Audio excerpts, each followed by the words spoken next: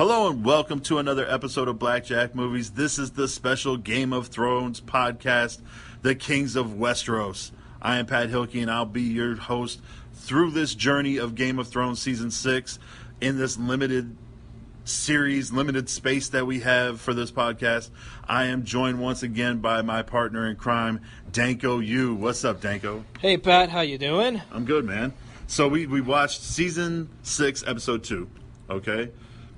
Titled Home. Mm-hmm. From just before we get in, breaking down the scenes and everything, just your general perspective of the episode. Did you like it? Did you hate it? Were you just indifferent? You thought it was just a filler episode? Yeah. Just a quick, rundown of that. I was not very impressed with the episode. I mean, I see it as being a setup episode for things to come.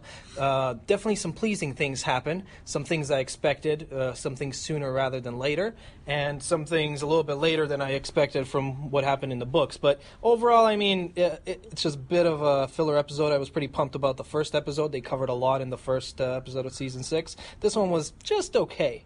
How about yourself? I really enjoyed the episode, but when I was watching it, man, I was so like hyped when I saw the giant come in and just smash that dude up against the wall. And then the next scene is the mountain, and we're going to get into those scenes in just a second. But the mountain grabs this dude and basically grabs him by the throat and explodes his head.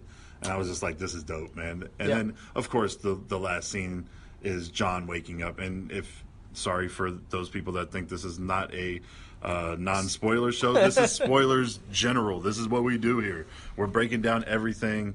When they cut to scene, we're going to cut to like what we're going to talk about for the next thing. So this is a spoiler-heavy show. Sorry, Jon woke up. So let's get into it, Danko. Whatever we felt about the episode, and remember, like you said, it's one of those, this thing's going to, take us to the next place. I think when you go back and you watch it after we've seen 10 episodes of Season 6... I might have a different feeling. Exactly. This Episode 2 is going to be like, oh my God, it was amazing. I love binge watching anyways, so, exactly. Go back and watch the whole season over again, that's for sure. All right, man. So let's get into the episode. We start off right away, the first appearance of Bran since Season 4. Like, he skipped all of Season 5. He is now like a 30-year-old man. That kid grew, right? Man. He did. It's amazing. He started the show. They changed the three-eyed. Yeah. They changed it. Well, he had a growth spurt. Yeah, for real. Didn't see that one coming. But they changed the actor to Max von Sydow, which I thought was awesome. I wish he had more of a beard like the old Three-Eyed Raven did. I was cool because he's so like just charisma dripping from him, right? Yep. And I was cool with that part. Just the way that they started, where they're both like warged, but because they're holding on to that tree, they can see like the past. Yep. Well, in the books, right, they eat those weirwood tree seeds or something. When he eats that paste, it's like he gets transformed in with the trees, and then that's what it takes us to, right? He goes, when he's a part of the trees, he can go back in time and forward in time as well. I don't really know. But anyways, so he goes and he's in Winterfell, and he sees two Starks fighting, and it ends up being Ned and Benjen. Lyanna rides in. Ned's going to wring Benjen's head. We see Hodor as Willis. Apparently he didn't... he wasn't just Hodor. Yeah, he wasn't just Hodor. He wasn't an entire dimwit his whole life. Yeah. He was just a big dude. Yeah. And what did you think? Actually, I heard what you said, man, and I think that makes a ton of sense about Hodor being, how he ended up being Hodor. Yeah, it'll end up being, I think Benjen will come through and he'll, as they're training or whatever and they're practicing, and he's going to wrap him in the head one time and ring his bell. And that's how it's going to happen. I thought that was awesome. I mean, I could see that working out. But anyways, so I think this is just a big setup of future things to come. Well, coming next episode. Tower of Joy exactly. And whatnot else, like maybe some other Targaryen ancient history that they could throw in. But basically the Tower of Joy scene where we're going to see Ned fighting the Kingsguard with his cronies and finding out the truth about Lyanna. And I imagine they might even throw some things in with Lyanna and Rhaegar, right? That could be in there to just explain things a little bit and not... Well, it makes me wonder then, are we really going to see Tower of Joy next week? No, I don't know if we are. Because they might last that thing out, Could be. Everybody thought that next week was going to be, because the episode is called Oathbreaker next week, and that could be a whole. Yep, could be a lot of votes. A lot of different things. This time around with the home, they talked about Bran being home in Winterfell. You had Theon going home to the Iron Islands. Yep. What John other? waking up. Being John home waking up. At Okay. Castle Black. Yep. I mean, you could say that. A lot of homes. Yeah. Yeah. All right. So after that, where do we move to? Well, we go to the wall, right? So we have this standoff, and it's going to go down. Resuming where it's... It is going to go down. It is now nightfall. Alistair Thorne is there, rapping on the door, and Sir Davos is sitting there, and he brings out Longclaw, and he's ready to throw down. And he's like, I'm not a sword fighter, so I apologize. Yeah. Best line ever. For real. And they're ready. And then all of a sudden you just hear this boom. Yeah. Boom. Boom. And it's this big giant of a man, literally a giant. Yeah, I love the giant. Opens that door to Castle Black, and then you just see bedlam, the Night's Watch think that they could throw down, and the first thing you see is the giant just gets, shot with an arrow, doesn't phase him, grabs that archer, smashes his head, and then throws him 40 feet the other way. Like a fish, you know? It was just amazing. And then then the Night's Watch just throws down their arms, and they just give up. I like how cooler heads prevailed. Like I said, I was fearful of the scrap coming down, and because what are the Night's Watch down to 50 dudes anyways? Yes, you know what I mean? are. So it's They're in trouble. I hope. I don't want him to die, Yeah. But we had Ed there for a second there. I thought he was going to kill Alistair Thorne, and you were going to get your prediction. I got my prediction right. He should have. Yep. Because you can't keep that dude alive No. at this point. And the little kid too. Yeah, I mean, I don't stand that dude. I don't like that dude. What's his name? Ollie. Ollie. Yeah. Just get rid of that dude. Yep. when he rushed him, I was like, kill him, get him. And then I was mad, but it was cool though. And then so obviously they come in and they're gonna look at John's body and everything. And, right. And then he's like, I'm gonna go tell my boys to get some firewood. And when he said that, man, to burn him. I'm like, that's it. We got it. Well, this is the whole thing, right? Or should we save it for later? But I was expecting John to get burnt alive and come back maybe in Daenerys fashion. I was hoping. Yeah. I was hoping. I don't think that's going to happen now. No. There's no reason to burn him. Why would you burn him now? Unless boy's awake. Unless it was people a get dream. freaked out that Oh, that did he say the that other? he's like a demon or whatever. But his eyes weren't blue, so yeah. Yeah. I mean, that's just the only way that I can see them doing it now. Yep. But so we go right from there to that other part that I like the best out of this episode, and that is the mountain grabbing that dude who so you have all a dude trash. Yeah, you have some random drunk dude who talks about Cersei walking down talking about his deal. Yeah. Saying his deal is Jaime Lannister's half an inch away from an inch, and his deal is ridiculous. And all this smack talk. He's taking a piss. He's drunk, and some big guy comes out of nowhere. just he's he ends up pissing on his leg for a second, right? Yeah. You just hear the tink, tink, tink, tink, tink, and then all of a sudden the mountain just grabs him like he's going to choke slam him and just blows his head up against this wall, man. And I think that's just, a bit of a filler scene, but just to show the raw power that the Frankenstein... not even... I shouldn't even call him the Mountain, because his name is Robert Strong, A fitting name, right? It was amazing. And then so that leads us into Marcella's funeral and Cersei not being allowed to go. Yep. And Tommen, torn of what he should do. Well, Tommen's a kid. He doesn't really know what to do. That's right. So he talks to Jaime. Jaime tells him, go see your mother. You should have already seen her. So he leaves. Then the Septon comes in, right? Yep. And High Sparrow. The High Sparrow, King Sparrow. He's got.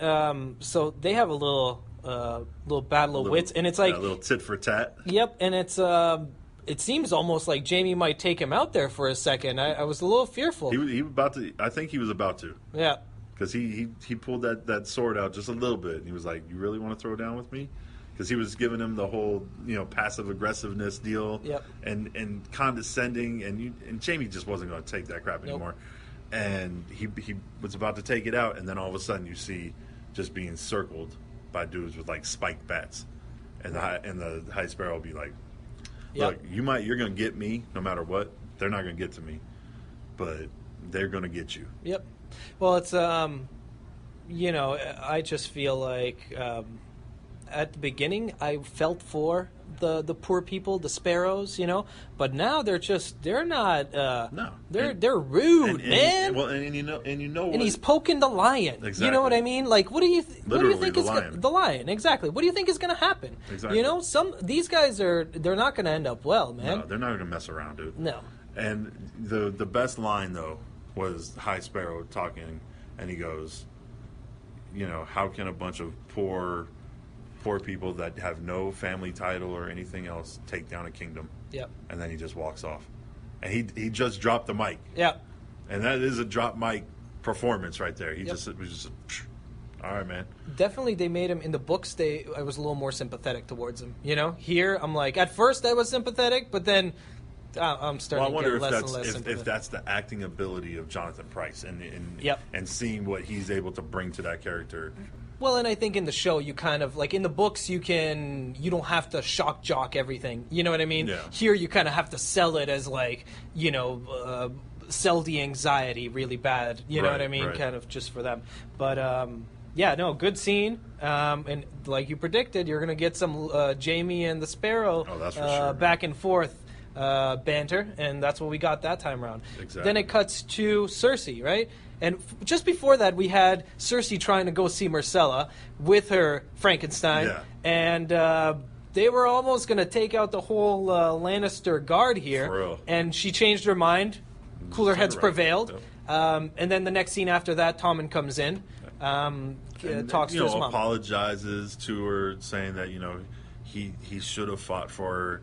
He didn't know what to do, but what Mom, what can I do?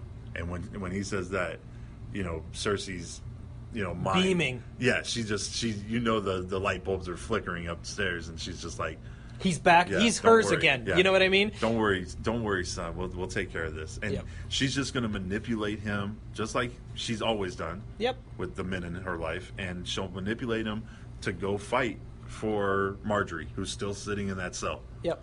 Well, and fight for Marjorie, quote unquote, but in for reality, Cersei, right? for Cersei, and also just a means to an end to eliminate these ungrateful Exactly. punks who she enforced in the first place. But I'm thinking, you know what?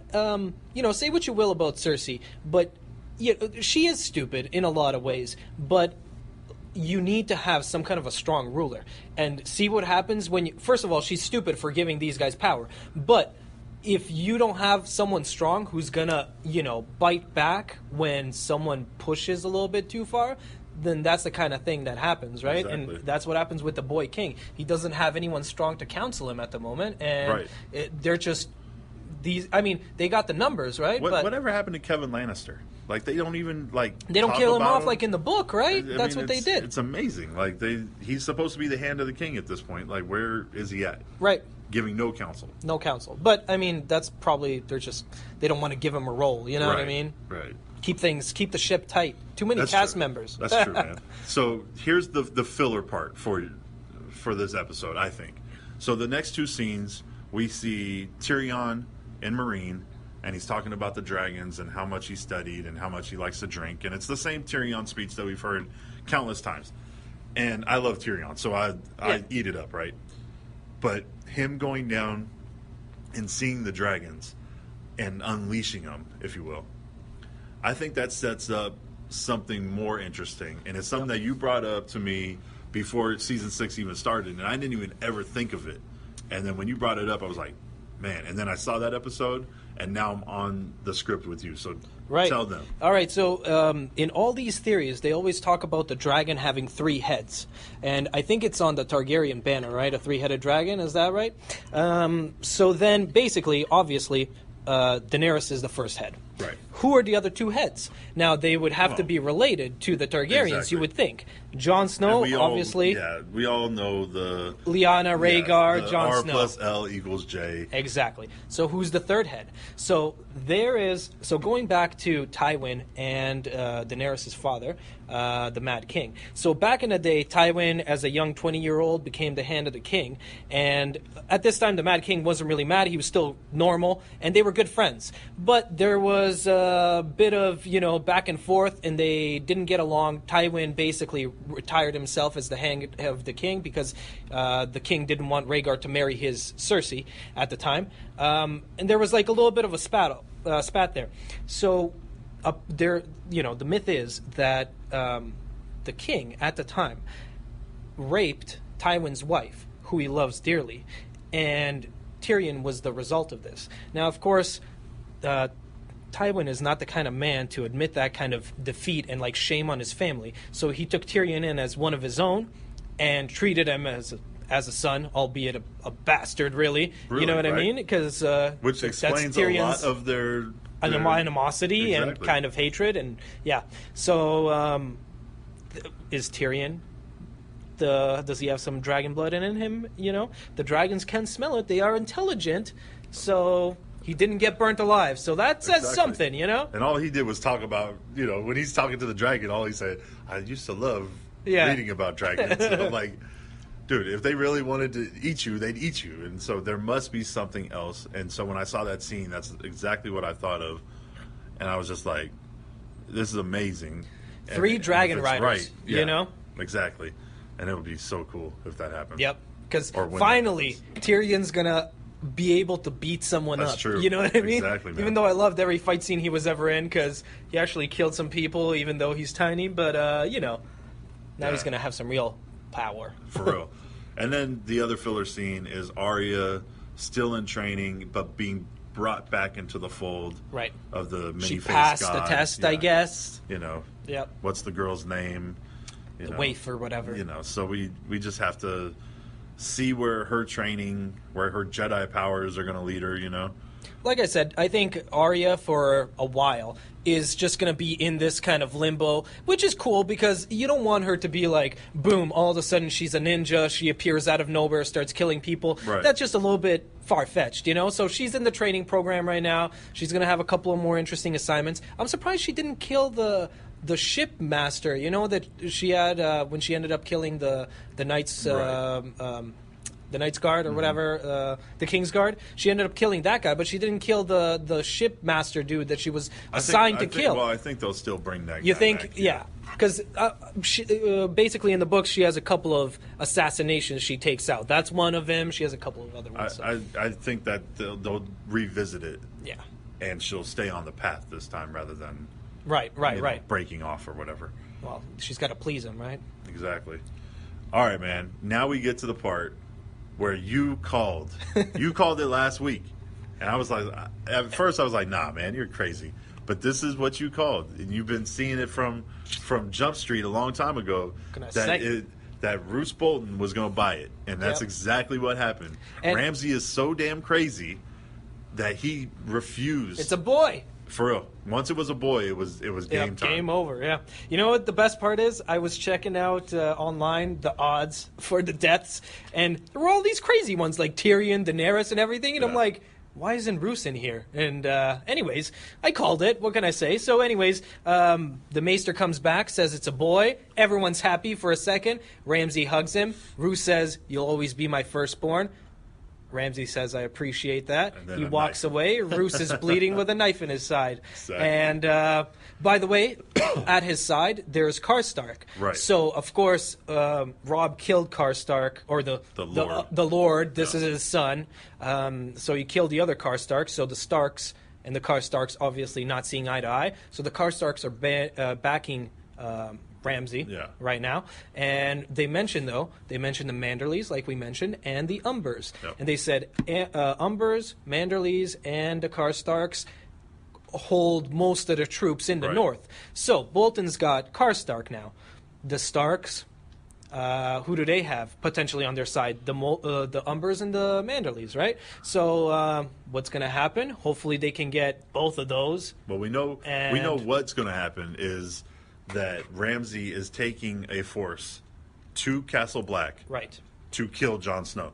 Because they don't know that Jon has been killed already. Yep, they say they know Sansa's going to her brother, and that's it. And it's not Castle Black's unguarded. They're going to wreck some shop over there. Get rid of every Stark that they can, and Winterfell will be theirs until, the next Dragon Age or whatever. Right. And so, Roose was like, no, that's a bad idea. Right. Ramsay is so damn crazy that he's Roose is tactical. That's the thing. Exactly. Roose is like 30 steps ahead thinking. Ramsay's like, I want this now. Yep. And you could see that when he killed the Frey. Yeah, Walda. Yeah, with her baby, set the with dogs wild on it. dogs. Oh, man. Like, not even, like, and you knew it was going to happen. Like, at one point, like, when he was holding the baby, I thought he was just going to snap the baby's neck at that time, or throw him in the fire. But I'm like, probably, I mean, it's Ramsay. I don't see any reason for anything here. You know what I mean? But I'm like, at least he didn't kill her in plain sight in the courtyard. Well, now, good for you. It's one of those things that, okay, she just wandered into the pen, and you can't blame Ramsay. Yeah. Roose died of poison. Yeah. Can't blame Ramsay. And so now he's it just rolls it all himself, into right? the same enemy killing him. Yeah. Yeah, and now he's big Lord Bolton himself. Yeah. And so now he's got Winterfell just for him. Yep. And now we're going to go take care of Jon Snow, and it leads us to the Snow Bowl, and right. that will happen this exactly. season. I was a little doubtful season, because I'm like, why would Jon go south? But Ramsay's in charge. Yeah, He's Ramsay's going north. Yeah. There's no point. But what's the other castle that the Boltons have? It's like they have two big castles now, right? So, I mean, they should have a lot of men at their disposal. So things are looking bad for... so basically, you're going to have Snowball preview. You're going to have the Wildlings, some Night's Watch, and we'll see if any of the other Northmen join him. Yeah. But, I mean, it's not looking so good. The Wildlings are unorganized, to put it politely. Yeah. You know what I mean? So it'll be interesting. But now they have a Lord Commander and they got a leader. Was dead. Yeah. And they brought him back to life. And so now we really have to see how this is going to work with Jon. Yep. And that part will be really interesting to going forward, to see how they bring in the Targaryen part of his blood, mixed with this zombie or whatever this is going to be. It'll be really interesting to see what they do with Jon. Yep.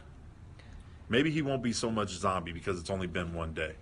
And then we have what other I'm thinking, theories. He'll be like Beric, you know what I mean? Where with each death, he becomes less human and becomes, he doesn't sleep. He becomes this and that, but he's still a normal dude, but he's just, Well, and we still have, and right after we talk about what's going on at the Iron Islands and Pike, and you notice that from the very beginning that we were going there, because usually we didn't see that, right? Yeah. And so the very opening credits, we knew that was happening, right? But then we'll go back to the wall in just 1 second. So let's talk about. So we cut to Sansa and Theon. Let's talk about the Greyjoys. Right. So we'll talk about Theon first, and then So we cut to Sansa and Theon. Basically, a little banter between Sansa and Brienne. Sansa apologizes for not going with Brienne. Blah blah blah. We'll talk about Arya. Yeah. Blah, Exactly. She blah, tells her blah. Arya's alive, which is now Sansa knows the whole deal. She knows all the Starks are alive except for Robb. Right. So I mean, awesome. This is actually crucial information, right? Exactly. Then Theon basically says that he's going back home to the Iron Islands. And you know what I thought was cool too? Sansa said, it's like, we'll go north, and once you take the Black, all is forgiven, And I thought, because Theon, I mean, he's the character you feel for in the whole thing. He's totally screwed from the beginning. He's a hostage by Eddard Stark. When he goes back home, he's put into a situation where he's either going to support the Starks or he's going to support the Greyjoys. He's screwed either way. Right. And he ended up getting screwed royally, And I'm thinking the only out for him could be that he goes and he takes the Black, And, hey, he'll, live the rest of his life. At least he'll live, Right. But he decides to go back to Pike. And once he says that, it cuts to the Greyjoys. Yeah, so you have Balin talking to Yara, I can't believe that our guys aren't fighting as hard as they should be. They're losing all of these northern he's possessions, all these pissy, castles. and he's like, I'm gonna go sleep or wherever he's walking to, right? Right. And so he ends up on that bridge. Right. And you know what? I was going to say just before that, back in season 2, Stannis took Gendry's blood, who's supposed to be king's blood because Gendry is Robert's bastard. He burns those leeches, throws them in the fire. The usurper, Joffrey Baratheon, Robb Stark, and Balon Greyjoy. 2 of them died. I'm surprised that it took that long for them to kill off Balon Greyjoy because... Like, what's the point, even? Right. They just kept it on the back burner for 3.5 seasons, Okay, finally. So, we get Balon Greyjoy wanting to come across from, like, one tower to the other. Yeah. He sees a guy in the hood. Who is this? It's his brother, man. His little brother, Euron, and he is the maddest of them all. He's not messing around, dude. Yep. So this dude was like, I'm not moving. And by the way, Euron Greyjoy was banished by Balon in the books it was because he screwed around with his younger brother and whatnot. But anyway, so he gets banished. So why is he back in the first place, right? What happens? Gets thrown over the top of the railing by Balon, and now we have, Yara thinking that she can just take over. Yep. But she's like, I'm next in line. But she is an Ironborn, that's not. But what happens in Pike?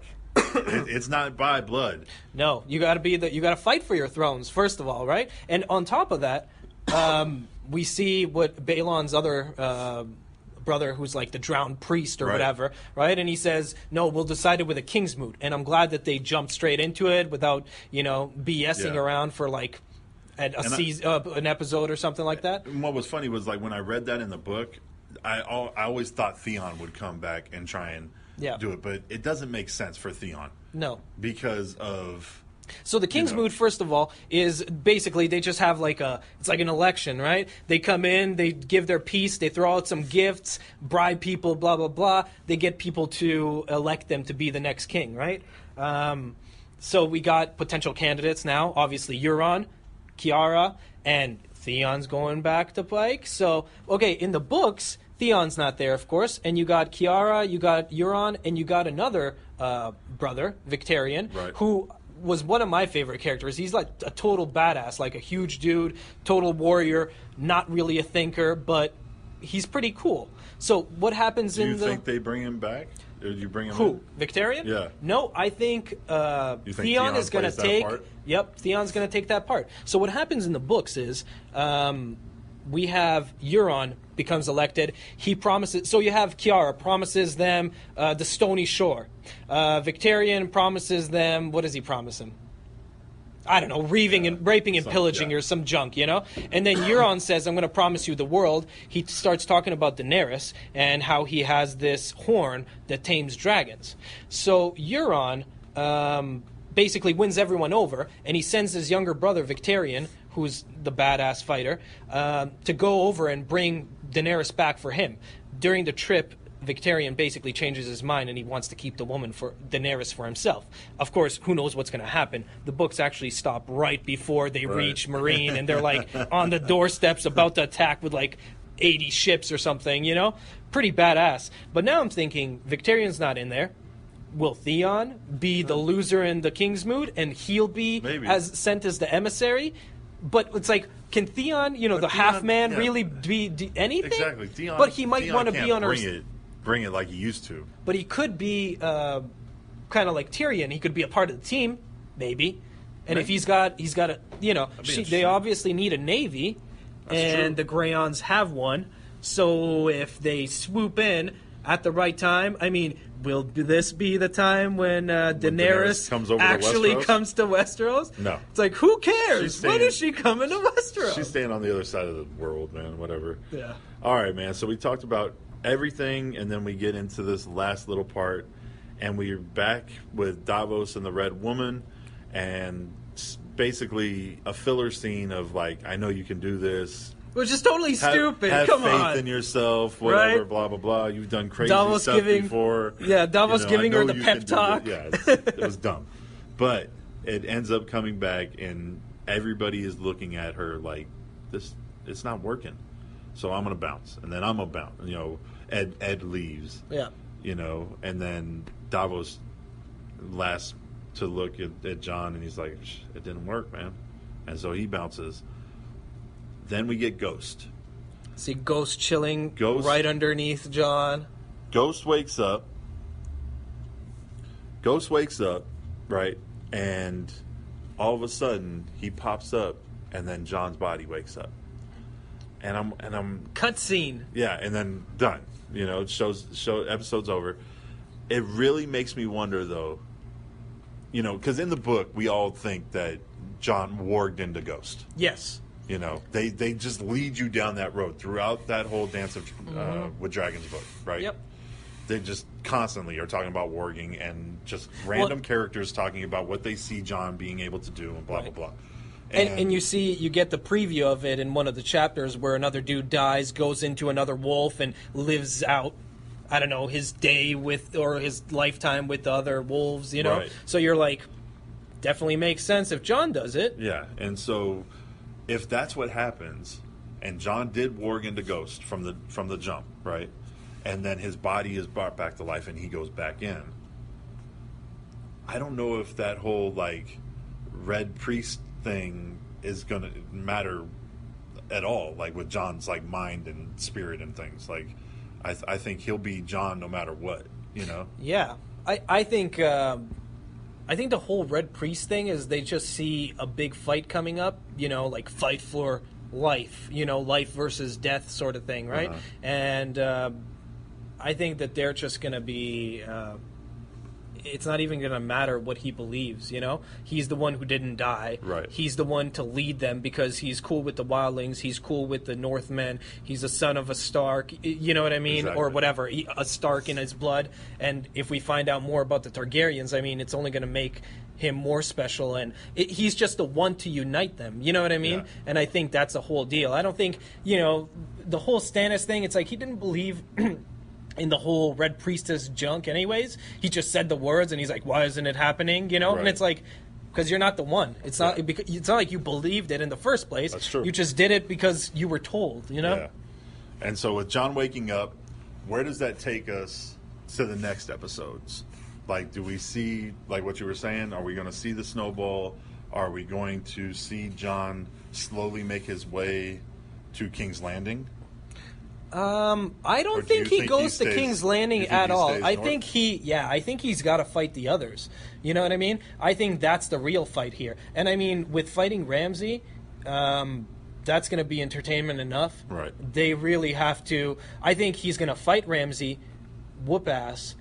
He'll unite the North, and he'll just be like, "Listen, We have to battle There's a these." bigger fight than this. I appreciate your help. There's, you know, get death these at our people. doorstep. We need, like, some proper steel, you know what I mean? Yeah. Because, like, you saw what Stannis did with the wildlings, you know what I mean? Some proper cavalry, some proper, you know what I mean? You could do a lot more damage with some real warriors here. Right. Wildlings are, you know, like the Romans attacking the We got to get him some Valerian. the barbarians. We got to you get know? him some Valerian steel, though. Well, and just armor, you know what well, I guess you don't really. Well, you could use the armor against the guys reanimated, not Right. against the whites, you know. Yeah. But if you brought in, you know, a couple of what do they call Valerian steel swords over there, you could Yeah. wreck some shop with the whites. Yeah. But so definitely, I think it'll take a little while. You'll have the bull. You'll have them solidified to north. Rickon going to return? I don't know when. Eventually he has to, right? Yeah. Like, they just can't forget about him. I think Rickon might be like the future king of the north. You know what I mean? Yeah. Just because you need a dude, Bran's not the guy. Yeah, Bran can't do it. Yeah.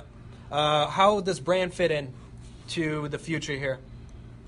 I think he'll be manipulating other, like, Forces? forces throughout, you know, because he'll be able to, you know, see what's happening through the trees and things. Yep. And then he'll warg into a certain animal or a certain person and be able to help out where he can, you know. Right, It'll right. be interesting to see where they take Bran. Let's get into predictions of who's going to die next. Since you got it last week, I'll let you get first choice this week. Roose came out of nowhere. You know, I knew he wasn't. You know what I'm thinking? I knew he was I didn't see a long-term plan for him. I'm a little torn about my pick here today. I'm thinking Theon. Theon could just get killed. I could see him because I don't see him being at the Night's Watch anymore. That's what I thought. If I thought a happy long life for Theon, Night's Watch. Right. If he does not do the Victorian going to get Daenerys thing for his uncle here, then There's it. no point for him. Yep. Okay. So I'll go with Theon. Theon. I'm making bold predictions. You are, what dude. can I say? I'm sticking with Underhand Alistair characters. Thorne, man. He's No, got to die. pick another one. I don't want to. You get Alistair Thorne. You'll get. I want that guy dead. Pick Ollie. I want both that. Give me both because I can't stand either one of those two. So I'm gonna go with my man Alistair again. That's it, man. So we talked about all of episode 2, season 6, man. Gosh, we need a new book. We need George, if you're listening, get us that new book very soon.